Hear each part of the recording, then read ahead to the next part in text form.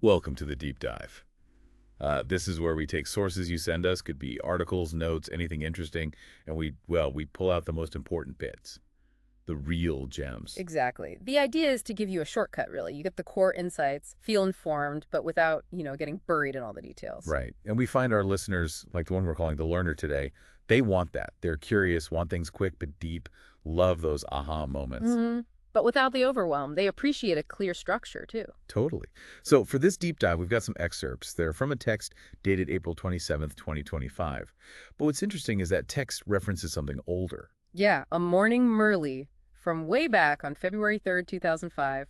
A Murli, for context, is like a daily spiritual discourse or message, guidance. So we're kind of looking at a dialogue over 20 years here. Our mission then is to get to the heart of that 2005 Murli based on this later text. Right. What's the core message about self-improvement, about recognizing this figure called the Father?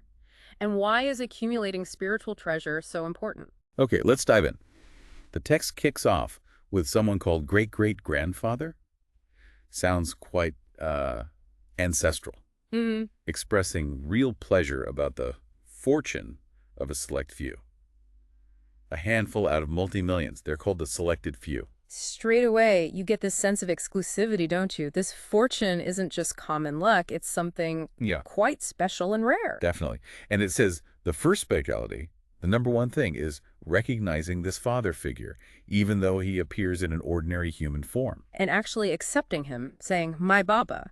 That recognition itself is called the biggest specialty. Which is kind of counterintuitive, isn't it? You'd expect maybe grand miracles or something, but the biggest thing is just recognizing someone. Well, yeah, and it contrasts this with, great philosophers, scientists, and Dharmatmas, religious leaders who apparently can't make this recognition. Right. So the text points out that an outsider just looking at these innocent mothers and ordinary children wouldn't get it. How could they recognize such a great father? It suggests a different kind of knowing is involved, not just intellect. It mentions getting a third eye for this. A third eye, yeah.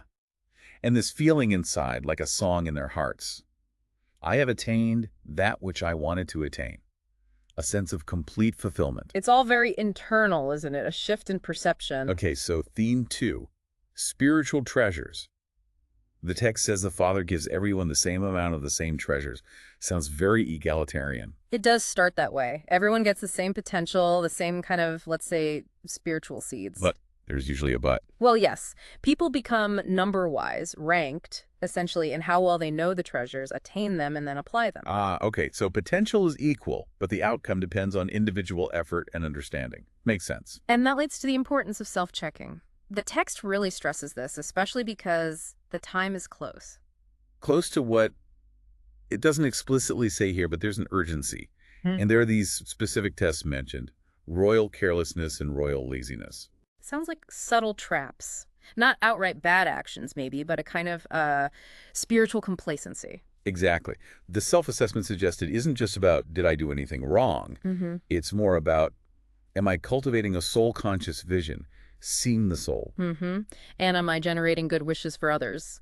Yes. Pure feelings? Am I giving blessings? It's very proactive. So it's moving beyond just avoiding the negative to actively building the positive. And why now? Why this intense focus on accumulation? Because, according to this, the spiritual account you build now determines your fortune of the kingdom later, your status, even becoming a worthy of worship deity. Wow, okay. So the level of worship you might receive later directly relates to how much you accumulate spiritually right now. That's the connection it makes. Consistency matters. If your accumulation is patchy or you don't gather much, that's reflected down the line. Right. Okay, third theme, balancing service and yoga.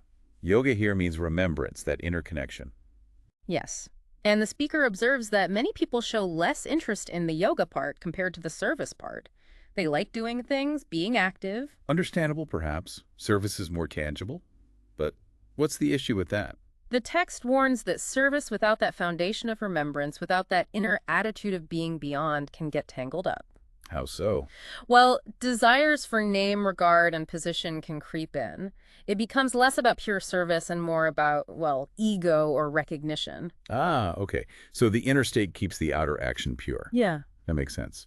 There's also a call to become ever ready. Yes. And a challenge to the idea that, oh, I'll have more time later for the inner work. The text says, quite bluntly, Time is your creation. Ooh, that puts the onus right back on us, doesn't it? No excuses about being too busy. Pretty much. It suggests consistent spiritual effort over time, like building spiritual muscle, leads to long-term attainment, not cramming at the end. Makes sense. Okay, theme 4 is about transformation, and it's framed really interestingly as a return of love. Yeah, the question is posed, how do you show love for Father Brahma? And the answer isn't just saying, I love you. So what is it? It's checking your own weaknesses and actively transforming yourself.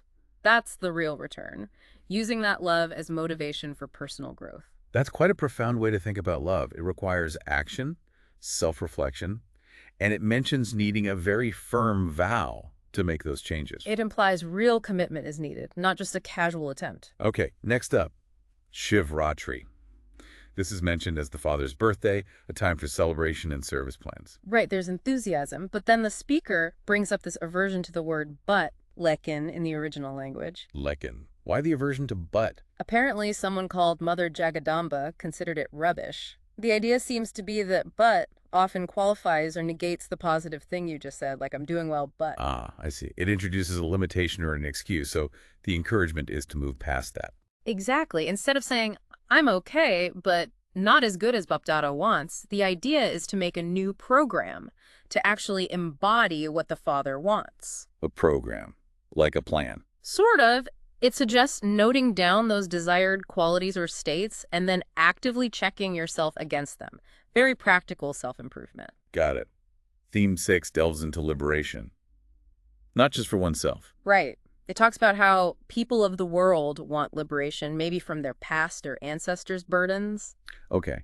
And how does that relate to the listeners of this Murli? Well, the speaker asserts that if the spiritual practitioners themselves still have lingering old sanskars, ingrained habits or tendencies, which are called nature, but aren't seen as their true nature, then they actually prevent liberation for others. Wow. That's the implication. You can't free others if you're still bound yourself. So the children of the bestower of liberation need to liberate themselves first. To open the gate for everyone else. So what's the key to that gate?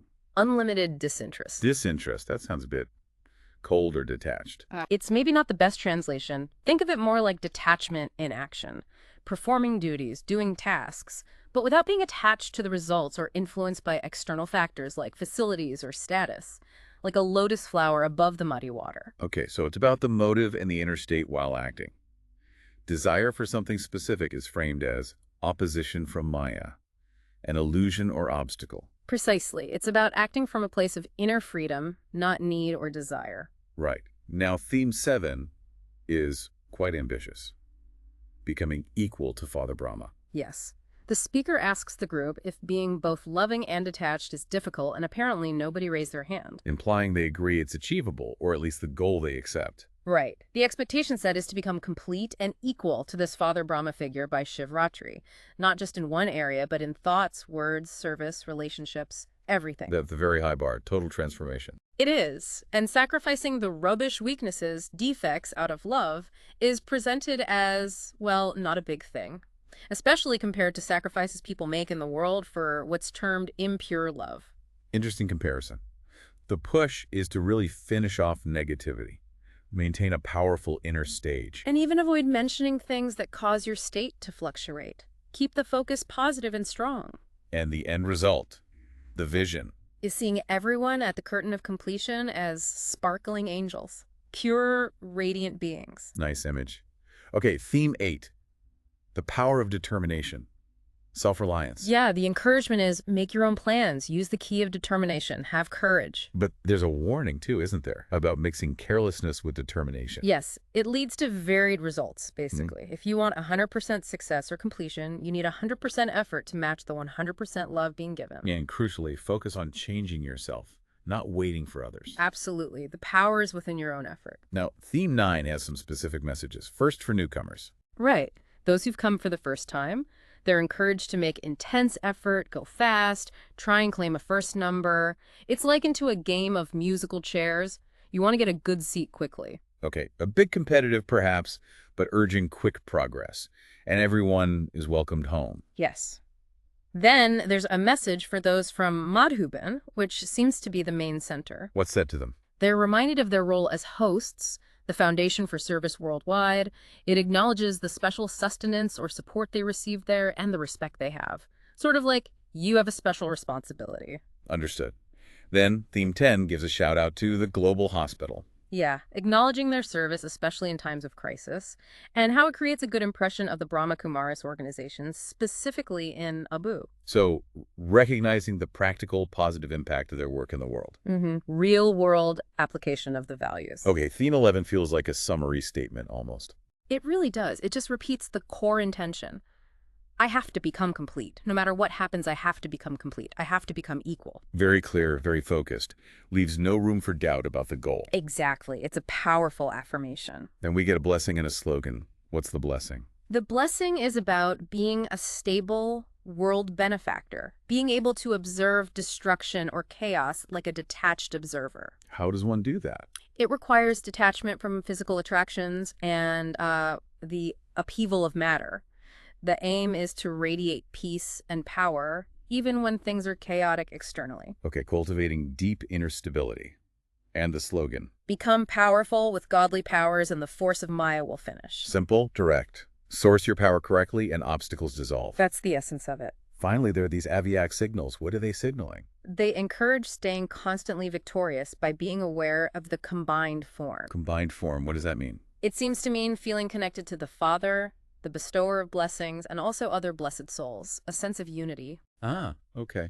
Not feeling isolated. Right. This awareness is said to create a canopy of purity, a kind of protection, and it emphasizes remaining in the couple form, connected, not single or alone. Interesting. Strength and unity, spiritual unity. That seems to be the core idea there. Connection equals strength and protection. Okay, so let's try and wrap this up. We've dug into this 2005 Murli via the 2025 text. Key takeaways seem to be, well, this unique fortune of recognition. Right, recognizing the divine in the ordinary, and then the huge emphasis on individual spiritual accumulation through self-awareness and consistent effort. Definitely. And balancing that outer service with inner remembrance, the yoga. Plus, seeing personal transformation as the real way to return love, making that firm vow. And the urgency, this being a crucial time for progress. Yeah. The path to liberation being through that unlimited disinterest or detachment. Aiming high, too, becoming equal to Father Brahma, using determination, relying on your own effort. And specific encouragement for newcomers and the Madhuban residents as well. It covers a lot. It really does. It's a deep dive into personal spiritual growth, self-mastery based on these specific teachings, a very internal focus. So here's a final thought for you, the listener, tying back to those aviac signals. Think about that idea of the combined form, that feeling of connection. How does feeling linked to something bigger, maybe a higher power for you, or a community, or even just a sense of shared humanity, how does that affect your inner strength, your resilience when you face everyday stuff? Yeah, how does not feeling single or alone actually bolster you? Something to maybe reflect on. Definitely something to mull over. Thank you for joining us on this deep dive.